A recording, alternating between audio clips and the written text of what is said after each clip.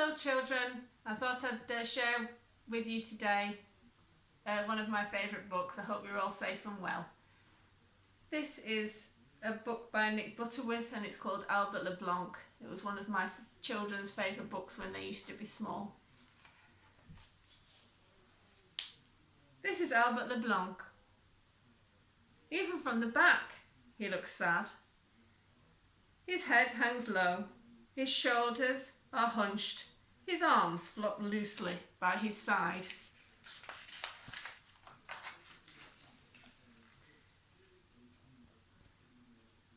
From the front, Albert le Blanc looks very sad indeed. He has the saddest eyes you ever saw. Which is strange, because Albert le Blanc... But wait, let me tell the story from the very beginning.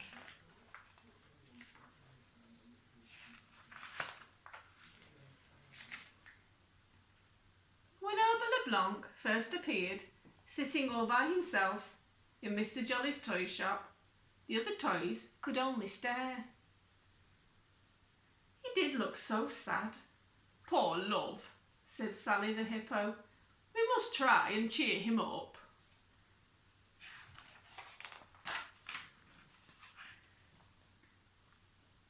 "You could do your funny dancing," said Toby the cat.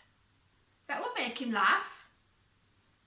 "My dancing is not funny," said Sally. "It is beautiful and artistic." The other toys looked at each other and tried not to smile.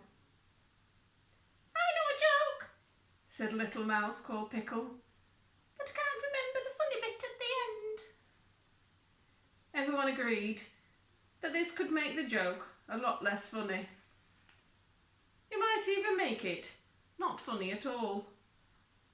Pickle flopped down and stared at the floor. It was then that Jack-in-a-Box, who at that moment was not in the box, had an idea. "Why don't we all try very hard to think of something happy and funny? Something to cheer up a very sad bear. Then we could put all our things together and make a show." It was a good idea. Everybody thought so. At first the toys sat quietly thinking, what could they say? What could they do?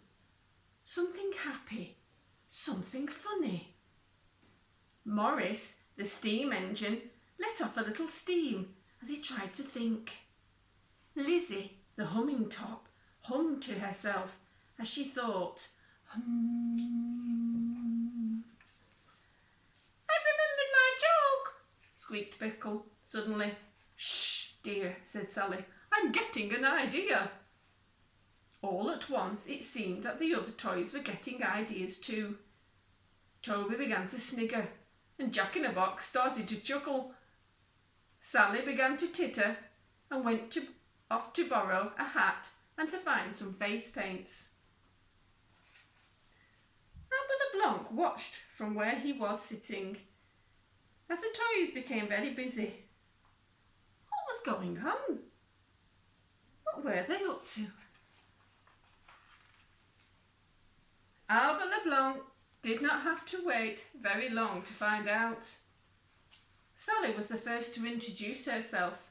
"Good evening," she said with a bow. "I am Sally, hippopotamus and ballerina. This evening we, the toys of Mr. Jolly's toy shop, will present a happy and entertaining treat, especially to cheer, amuse and tickle the funny bone of a very sad bear." Albert le Blanc looked puzzled. "I am very pleased to meet you," he said. "My name is Albert le Blanc.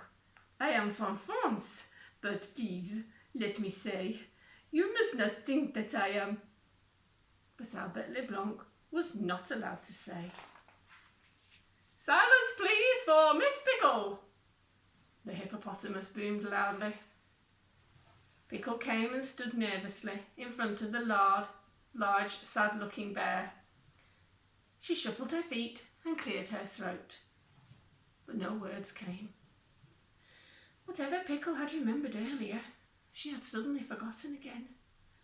"I can't remember my joke," she said, and she flopped down again and stared at the floor. "Never mind," said Albert kindly. "I am sure it was very funny, and you really must not think that I am." But at that moment, with a twang and a zing, Jack-in-a-Box sprang out of his box. He bounced up and down in front of Albert Leblanc, and as he did, he began to sing. "I bounce with a boing, I bounce with a poing, and while I am bouncing, I'm singing this song." "Be careful, dear," said Sally. But Jack was enjoying himself. He bounced even higher. "I like to bounce high as the sky. Sometimes when I'm bouncing, I'm sure I could fly." Thump. Poor Jack. He bounced so high, he bumped his head on a shelf. He fell in a tangled heap in front of Albert.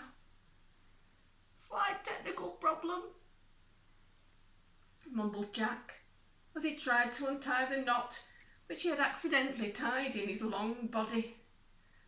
Albert hid his face in his paws. "Please do not worry," he said. "You really must not think that I am." Once again, Sally did not let him finish. To Albert's amazement, she leapt out in front of him, wearing a yellow pointed hat and a big, red, face-painted smile. Of course, Sally did mean to be funny, but she didn't mean to slip or slide, and she most certainly didn't mean to crash into Albert Leblanc. But that is just what Sally did.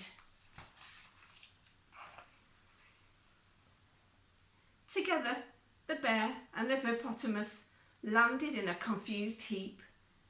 From underneath Sally, Albert Leblanc let out a great roar.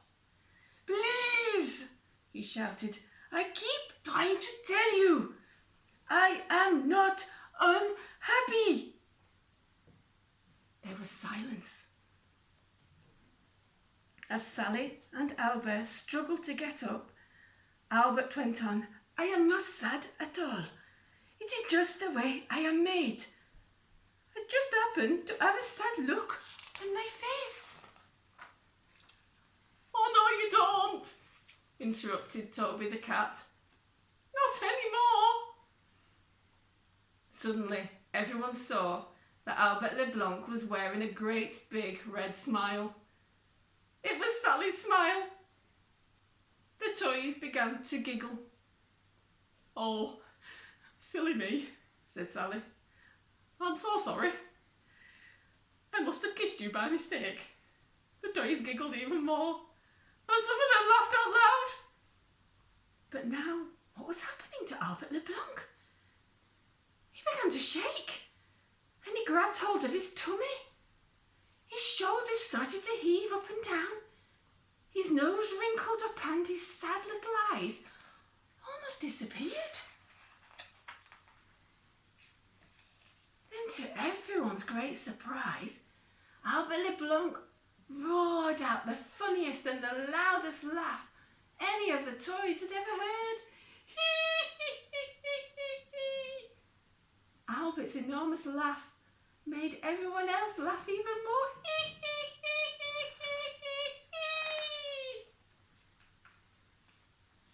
At last, Jack-in-a-Box managed to speak. "Well," he giggled, "who would have thought that a little kiss could put such a big smile on someone's face?" Everybody laughed again, but the biggest, deepest, loudest, and the funniest laugh of all came from a sad-looking bear called Albert Leblanc.